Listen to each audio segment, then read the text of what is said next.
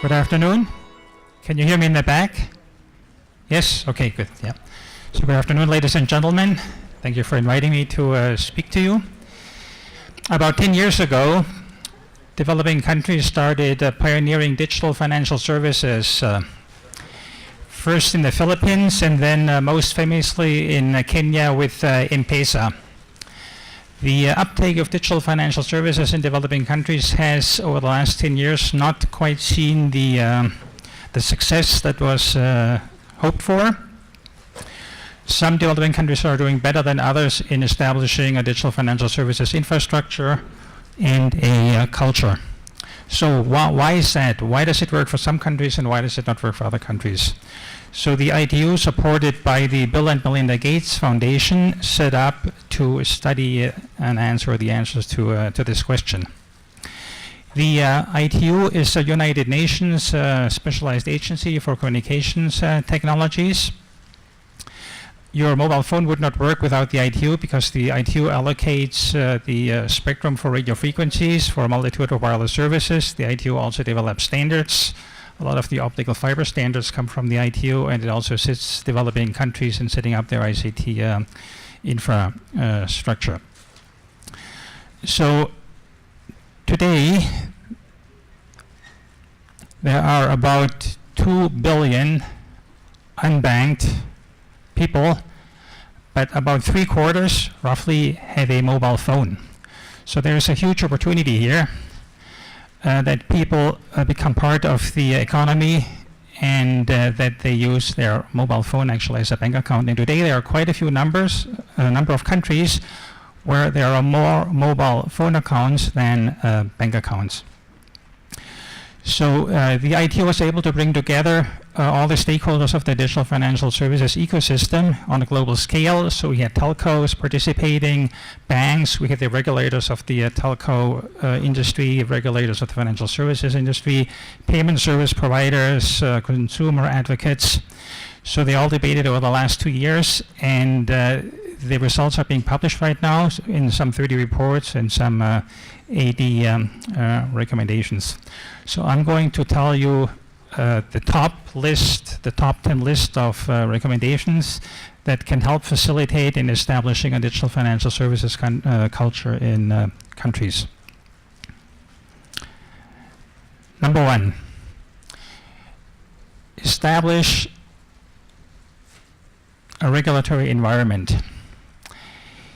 Regulation can do good things, regulation can do bad things, so it's important to get this right so that it sets a culture that allows digital financial services to flourish. So it's important that the two sides, the telco side and the banking side, talk to each other.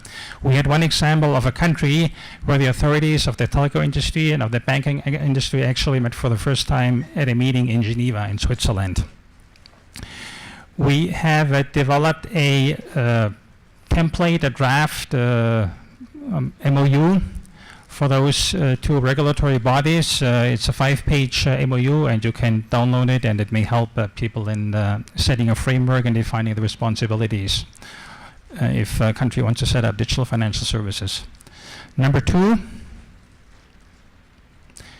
so the regulator should see that a level playing field be established among all the digital financial service providers.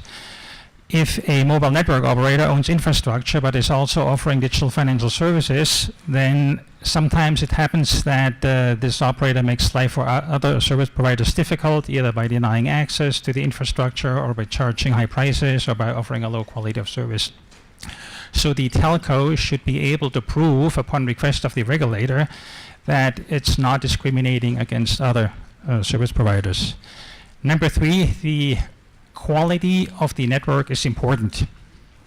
So the telco regulator and the banking regulator, they should get together and establish a set of appropriate quality of service standards, and the telco should be made liable if there are problems because of poor quality. Number 4, promote interoperability among digital financial service providers, but choose the timing wisely. Interoperability means I have an account with service provider X, you have an account with service provider Y. but I can send you nevertheless money. You don't have to be on the same. You don't have to have the same provider, and I have. So it sounds reasonable, but it's not quite as easy. Simply mandating it may most likely not work. It very much depends on the market conditions. For example, take Kenya. Kenya has a dominant market player, so that's Safaricom's M-Pesa. They have maybe about 80% of the market, so you don't really need interoperability. And actually, you do not have interoperability in Kenya today, although that might be changing now. Interestingly, in Kenya, you actually have a cross-country interoperability because M-Pesa is also being offered in other countries, not just in African countries, but for example, also in India.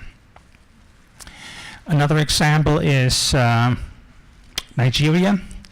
So Nigeria tried moral suasion to get the digital service providers to agree on interoperability, but it didn't quite work. I mean, they didn't consult perhaps enough with the players.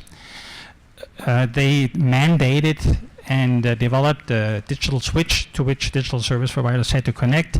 So on a technical level, you have interoperability, so banks interoperate with other banks or banks with non-banks, but interoperability among non-banks is not really there. The darling today is Tanzania. So in Tanzania, the central bank made a great effort to involve all the players in the digital financial services ecosystem, and today you have interoperability among the service providers in Tanzania. So there was a process that took about two and a half years, and you look at the data, the number of transactions, you actually see a jump as soon as interoperability amongst the service providers was announced. Number 5, require transparency in the disclosure of fees and tariffs before a transaction is carried out. So the user should know, somehow the information should be made available to user, either on the website or in brochures, how much he or she needs to pay. I mean, there are user agreements where it says that the service provider can change fees and tariffs at any moment without even informing the customer. So that's not a good thing. So the regulator should check once in a while what the consumer or the user agreements look like. Number 6, adopt a cost-effective recourse mechanisms. So customers have questions, customers have problems to be solved. So it's important that the regulator set up a robust recourse mechanism. So a lot of is already gained if a customer knows who to talk to if someone goes wrong, especially if a product is being offered where a mobile network operator teams up with a bank. So who do you call? You call the telco, you call the bank. So the responsibilities need to be defined. Number 7, protect data privacy. So the regulator should see that appropriate data privacy measures are in place. So the customer should know which data are being collected, how long are they being stored, what are they being used for, are they being given away or sold to third parties, including government agencies. Number 8, in general, the DFS, the Digital Financial Services stakeholders agree that it's a good thing to stay digital.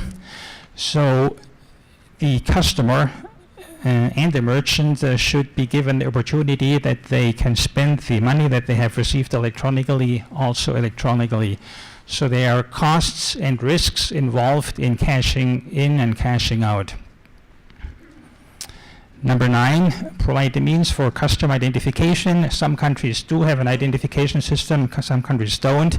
If a country does not have an identification system, the regulator should consider that accounts be open for low-value transactions without providing identity documents. I mean, the country that everyone is watching these days with respect to identification is India. You have, I'm sure, heard about the system called Aadhaar. So an Indian gets a 12-digit number, and an Indian record stores the fingerprint, an iris scan, my name, my birth date, my address, my gender, and then optionally the email address and a phone number. And India has been able to issue over 1 billion accounts already, over 1 billion accounts in about 5.5 years. And in addition, India is building a complex digital public infrastructure around Aadhaar called India Stack. So it will be interesting to watch this space. Number 10, make digital financial services provider liable for acts and omissions of their agents. This is actually a thing that's happening or that's being in place in most of the countries. So if you would like to know more details, all the information that the IE2 assembled is available public and can be found easily. Thank you very much.